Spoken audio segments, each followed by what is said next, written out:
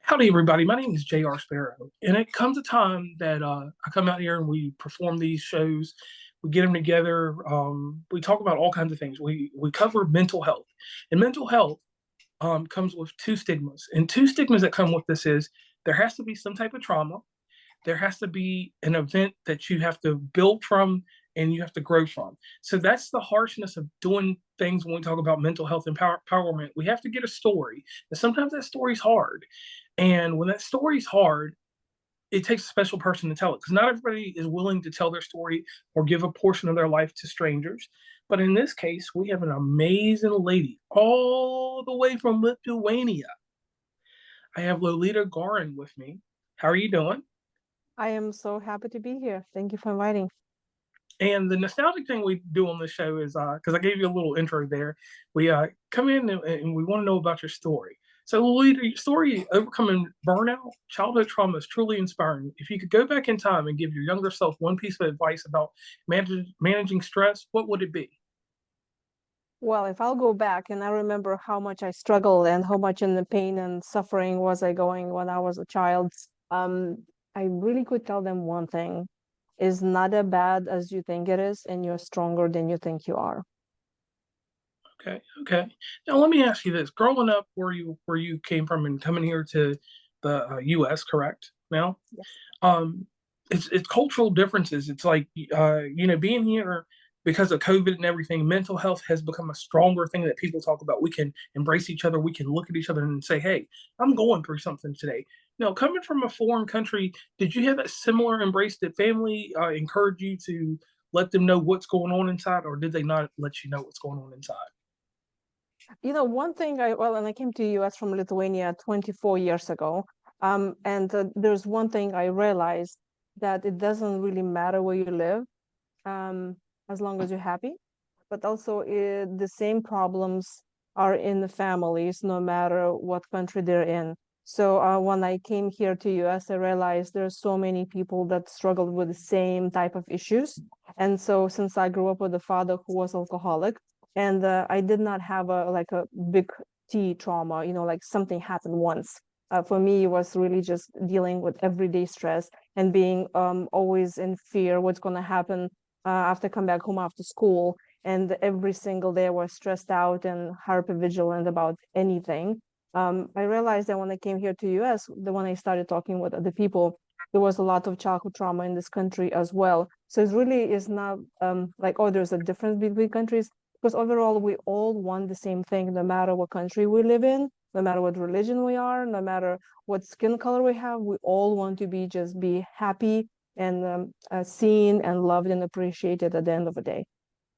Okay. Now, going into your childhood real fast, you spoke about your father being an alcoholic.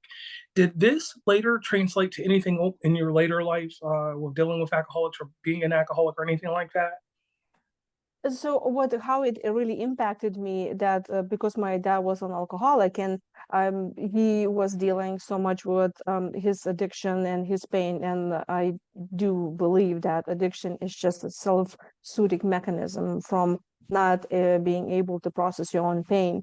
That he was so concentrated on that he really didn't give me enough of attention or support that I needed as a child. And of course, my mom never had any addiction, so I think that's why I was what looked like from outside. I had a very happy and very successful childhood because I was always fed. I went to school and I had the clothes, and it looks like a total normal childhood, and I should be very happy.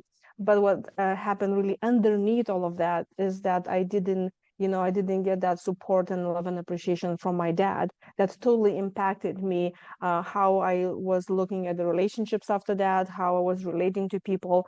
Also, that a stressful environment when I was afraid to go home after school because I don't know what to expect. And when my dad will get very drunk, he will get violent.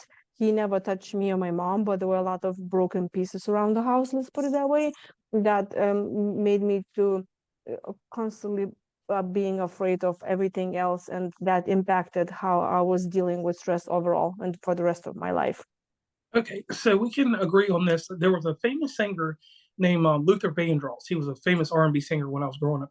He said he had a song called a house is not a home without love. So growing up, I had that same sentiment. I grew up in a house of love, so I grew up a little different. So you grew up and people saw a home, but it was really a house because of what your father did.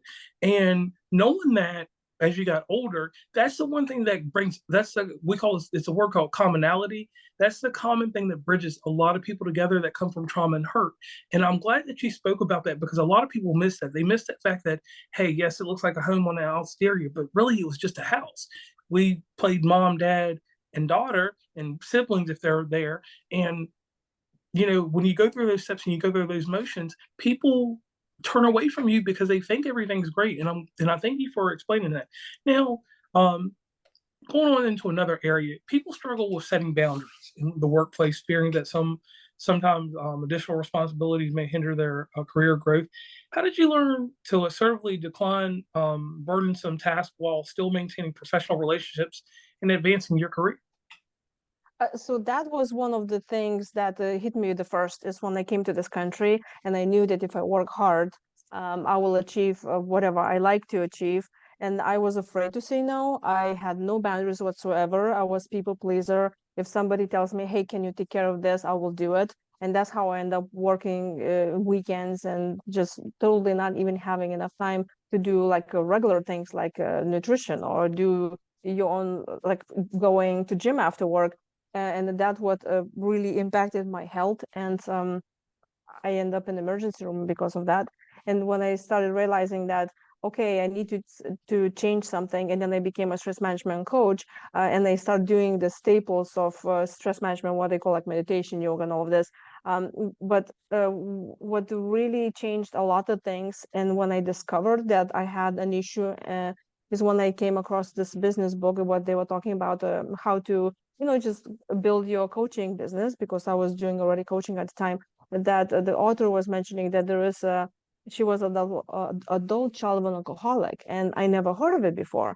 And I was like, oh my gosh, that totally makes sense now. And then I finally realized, like, oh, that's how I project everything else in my life, because I was impacted by my childhood trauma that I didn't even know existed. And then when I started realizing that, oh, I'm a people pleaser, I'm afraid to say no, I cannot have any boundaries, it is because I am afraid if I am not going to please the other one, they will abandon me. And that totally was connected to my father, because I was constantly trying to please him. Because if I will be in a bad mood, or you will somehow will set him up, he will be angry at me, and then he will start throwing things and whatever. Obviously, it was not so extreme, but from the position of of looking from a child's position, everything could become a big thing in drama for me. So I was already people pleaser, and I didn't even know what boundaries were, and I was always afraid to say no. But then when I discovered this truth about myself, that, oh, I'm really just projecting my childhood trauma into everything into my life, and I started implementing few little things and saying no here and there, I realized that the end, nobody died, and life didn't end. And then the more I started implementing those boundaries in my career, in my relationships, in my friendships, I realized that, oh wow, if I say no and nothing happens, I gain more trust, because the more boundaries I was implementing it, the more it helped me with my burnout, with my relationships. Also, when you start implementing boundaries, people also look at you differently. They trust you more, they also respect you more, and you also start trusting and respecting yourself as well. And it all starts from understanding that you need to have those boundaries, and you need to start implementing them by little steps, and just be consistent with that, consistent setting boundaries with yourself, the same as with others. Okay, and I like that. And one thing that I got out of everything you said, you had to get over the fear of rejection. Getting over that fear of rejection, it seems like once you turned that pivot and got past that moment, you got to a place where you felt as an authority of yourself. And that authority gave you a self confidence that you could exude to other people that led on to your coaching. Now, one thing that we do on the show, and we usually do this at some point, is it's a classic thing. We call it the shameless plug. It's where people can learn where to meet and greet you across the internet and how to get your services and how to be involved with Lolita. So please tell them real quick, Lolita, where they can find you across the internet and how they can get into your ecosystem. So you're welcome to search on Facebook or Instagram. Just you can plug in my name, Lolita Guarin, or you can go to my website, beamazingyou.com, all spelled out. Okay, thank you for that.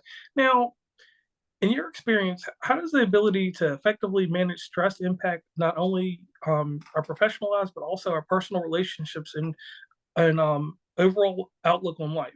Are there any surprising connections you've discovered between stress management and other areas of life? Well, I think stress management it is so important in anything, in any aspect of your life, even driving in traffic going home after work day and everybody's hungry and everybody's tired. And if, let's say, somebody cuts you off in traffic, you need to be prepared and well equipped how to manage your stress and how to manage yourself and your own emotions, really. And because there's so many, and I just can talk about myself, like way a few years, whatever back, I will just get so upset when somebody cuts me off in traffic. But later, when I changed the point of view about that, and I said, okay, those people who just cut me off, it doesn't mean anything personal, right? Because I believe we ourselves do things, who creating stress in our minds is ourselves. If you're going to pay attention to something that's really not worth paying attention to, if you're going to magnetize something and say, oh my gosh, how dare they say this, or how dare they do this, when you think about it, what is your own reaction to what just happened? And if you ask yourself a question, well, will that matter in 5 years? Or is it really impacting my life? So when I saw, okay, somebody cut me off in traffic, and I say, you know what? Maybe they really need to go back home. Maybe they have a toddler in the back seat that is needs something right now.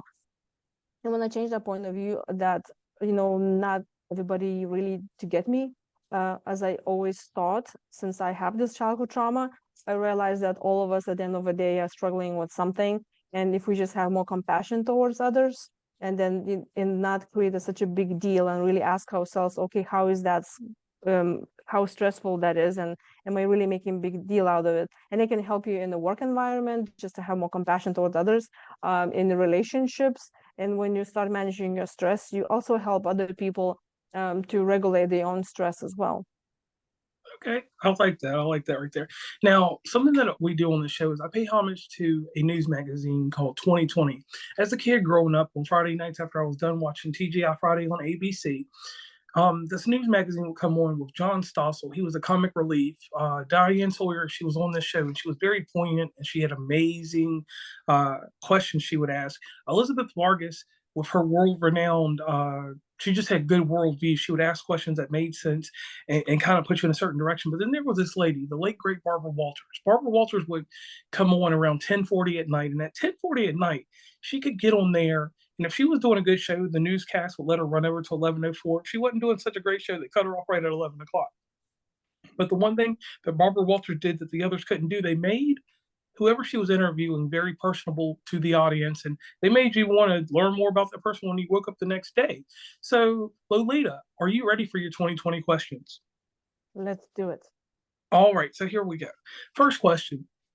The hardest thing in life is to pivot. We pivot when something stops us or impedes on our progress. So, what age did you have to decide that you had to pivot? I think that's already happened for me when I was a teenager, because I already realized that I don't want to live the way I was living, and it was way too painful, and I have a bigger aspirations that I need to really plan my life ahead. And believe it or not, I already knew I'm going to come to United States of America when I was a teenager. Also, I was born on 4th of July, so I figured that was a sign for me to do it. Okay, so coming to America, there's many different stereotypes, misconceptions, and things that are popularized by our media that you can see on TV when you're somewhere else. Was there anything that really threw you off about moving or coming to the United States that you thought was real that you seen on TV? Did not have that much of expectations. I watched, of course, a lot of movies, and I portrayed United States of America one way. And then when I started living here in Houston, I didn't see such a big difference. But there's one thing that really threw me off is that everybody were very super nice to me. And I come from Lithuania. We do not talk to strangers. Like if I don't know someone and we're in an elevator, I'm not even going to look the direction. I heard that that's how other people from the north act. I don't know. You be the one who judge. But I remember when I just started my work and I came as an au pair, there was this older couple that would tell me good morning in on the street. Or I will get to the grocery store and the cashier said, "Hey, how are you? Did you find everything okay?" And I tell you this, for 2 weeks, I was thinking that people know somebody else that looks like me and they think that I'm her. And then later on, I realized like, no, that's how everybody is here. Like everybody says, hello, how are you? You know, you get an elevator and they see you and they smile at you. And that's how I really started to smile, to be honest, because where I come from, it's like you don't know somebody, you don't say hi, not even you look at that direction. So this one for me was number one thing that I realized that I actually felt very much included in the community because everybody saw me. Okay, and I can agree with that to a certain degree because where I live in West Virginia, we are, and this is crazy, we're the South North and we're the North South. We're the middle divider between the North and the South because the Mason-Dixon line runs through here. West Virginia is friendly, like you say, where you're from in Houston or where you live in Houston. But the further north you go to, there's some friendly people, but up north, once you get near New York and stuff like that, it's a whole different. It's a faster life, and even in Houston, in some places, it's a fast life. San Antonio is another one that's fast. Now, on to my next question. So, you come here, you come to America, things happen, and you meet someone. You meet a special someone, and the special someone you meet, you end up marrying, and you two have a life together. Now, you two get together, and you're with your spouse, and you're noticing and making sure that the things that happened in your past with your father, you make sure those things are not in the person that you want to spend the rest of your life with. So in doing so, how did you look at the person that you've fallen in love with and make sure that they weren't your dad? So actually, what you just said, it happened to me, and I pretty much married my father. Looks like yes, I always would laugh at that sentence, and they say, "Oh, the daughters always marrying their fathers," and I was like, "This is not me. It's not me. There's no way I will marry somebody who doesn't pay attention to me, who doesn't care about me, and I do not get any emotional support." And that's exactly who I married. So I was married with my ex-husband for 14 years until I realized like, wait, I'm not getting what I need and my needs matter. And that's when I started my journey to discover that I was adult child alcoholic and how that impacted my career, my relationships, and my marriage. I realized that, wait, that's not where I really belong. That's not what I want. And I think if I would not discovered that I had a traumatic childhood and I did not discover that, I filtered everything all my life through that, I probably would be still living in the same marriage because for me, pain equaled love. And to me, just being emotionally neglected was my normal. So I invite everyone to really reassess their life situations in any relationships and to think about it. Is this is normal to me? Doesn't make me happy? Because if something doesn't make you happy, it doesn't mean that you have to get through that, and it doesn't mean that it's okay for you to do that. Because our brain loves to be in the safety zone, and even if it's painful, it's better for us to be painful. At least we know what it is than just say, you know what, I'm just going to look for something else, even if I don't know will make me happier or not. So yeah, I ended that relationship and made a huge impact for me. So I'm definitely next relationship I'll get to into now. I'm like very, very careful in making sure that my needs are met as well. And it will be balance of equal give and take. Okay, and I like that, and thank you. And that right there was probably the most personable moment because you showed that you seen a flaw, and you said this flaw is not going to be me, and I moved away from it, and now I'm better. Now here goes the Barbara Walters question. This is the hard one. Now, being someone that helps people, there's a part of you that has a negativity that a lot of people don't get to see, and this negative portion is how you actually take care of yourself. Because me being similar to you, we're empaths. We take care of people. We try to make sure other people, are good. So the next question I'm going to ask you is this, and this is something that people probably don't ask you a lot. How do you take care of yourself after you're done taking care of everybody else? It really came. I came to this conclusion that I also need to take care of myself. Number one, because if I am exhausted, if I'm burnout, if I have nothing to give, I cannot help other people. And that's what I tell my clients when they do coaching one-on-one. They come and they say, I'm burnout, but I have a family, I have business that I need to take care of. And I tell them, well, you need to start taking care of yourself. And the first answer I get is like, well, I don't have time for this. It's like, but you always need to remember, if you will not refill yourself, you will have nothing to give to others. So that was one realization that I understood, that I need to pace myself. I need to make sure I keep my boundaries, even if I want to save the world and I want to help all of them. I need to make sure that I pencil myself in a schedule and I do things to replenish myself. Otherwise, I will have no energy to take care of others. Okay, okay, and I like that. Now, Lolita, it comes part of the show where I give a testament because me and you met just a little bit ago. We had a little, I call it a semi pre-call, and we went over things in preparation for shows and stuff like this. You know, some people send you questions so you know things so you can prepare a little bit better. And I kind of threw some curveballs in there because I gave you questions so that you can know what's going on. And I don't know if you prepared answers or you just got it all in your head. I feel like you got it all in your head. But there's one thing that I do on the show is I give a testament because I have read about you and I've heard you talk, and you can see a difference in you. I seen a different smile when you were talking about things that went from the past to the present.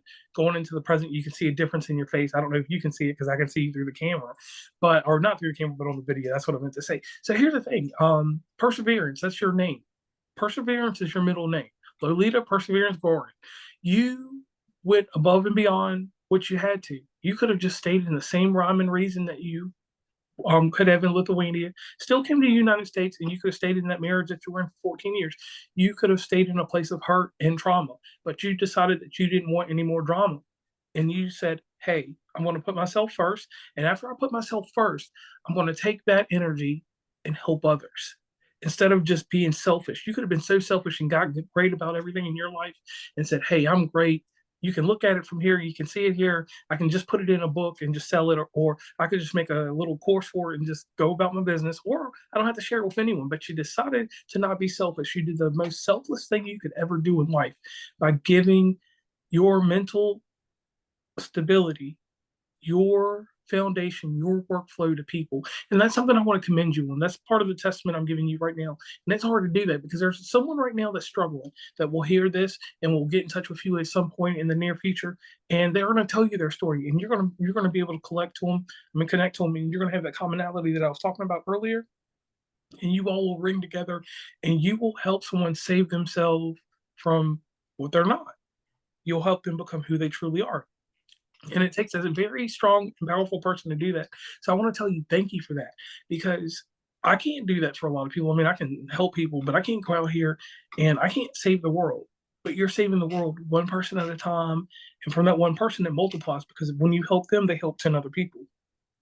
So by the time you're in your 70s or 80s, you probably helped half the world and don't even know that you helped them through that one person you helped, because everything is a network. It's everything's connected. So I want to thank you for that. And I want you to always keep that. So when you look in the mirror and you put your clothes on and you fix everything and you're looking right there in the mirror, so you can say, Lolita has made a difference.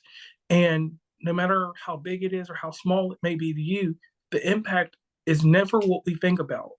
It's the thought that we put it out there. We projected, like you said earlier about the negative portion you were projecting. You're projecting a good portion of who you are and what you stand for. And people need that because not a lot of people will do that for other people. So I want to tell you thank you for that. Okay. And Well, I, thank you for first. I want to also thank you because you changing people's lives, you know. My message will not be going across walls if you will not be taking time to interview me right now. So you making a huge difference in the world as well. I thank you for that. But no, you're the true champion here, and I'll stand by your side with this one thing. And one thing I want to challenge the audience to do, I want you to, in the show notes, I'll have information for you to get in touch with Lolita so that you can find her.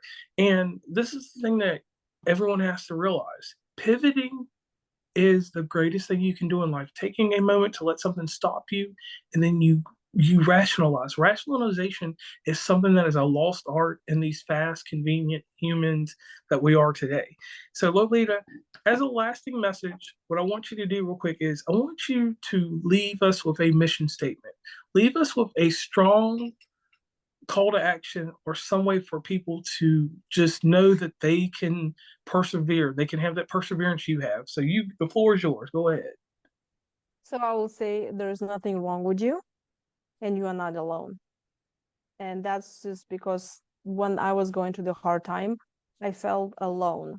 And that's why I do what I do, because I want to give that message that no matter who somebody's struggling or going through pain, they should allow themselves to reach out to other people and tell others. And when I published my book, Stress Management for Adult Children of Alcoholics, I got a lot of people reaching out to me and saying, thank you so much, because I thought there was only me that living this through. Because we come a lot with the shame of thinking that if we came from a dysfunctional family, that is shameful to talk to other people about this. And then we just rather pretend like nothing happening and we have those amazing childhoods.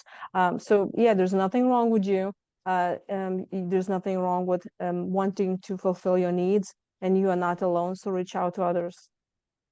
And I want to thank you very much for that. So, the great way that the show always ends, I'm J.R. Sparrow, your host, and this is Lolita Guarin. She has been on here with me today presenting an amazing story, and she has an amazing book that you can pick up. You forgot to give us a plug for where we can find the book. Oh, so here's the thing. For those who are listening in and they still here with us, I will give a link that you can actually get this book, Stress Management for Adult Children of Alcoholics, for free. And if you just don't mind putting that in the description, then you can come in and get it as a PDF, and you can read it and give to those who really need and can contribute from it. Okay, so definitely we'll do that, audience. So, on that note, she's Lolita, I'm JR, and we're signing off.